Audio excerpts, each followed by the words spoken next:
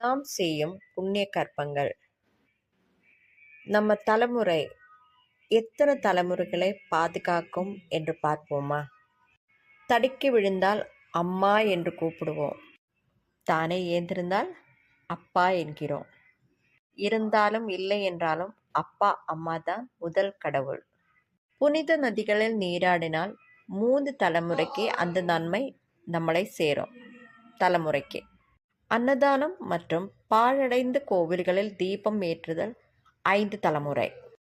பித்ருக்கள் கைங்கரிய உதவி 6 தலைமுறை. கோயில் திருப்பணி 7 தலைமுறை. அனாதைகளுக்கு அந்திம கிரியை செய்வது 9 தலைமுறை. கோசாலை பராமரிப்பு 14 தலைமுறை. காசி கயா தர்ப்பணம் 11 தலைமுறை நன்மை தரும். பிடிச்சிருந்தா லைக் பண்ணுங்க, ஷேர் பண்ணுங்க, சப்ஸ்கிரைப் பண்ணுங்க.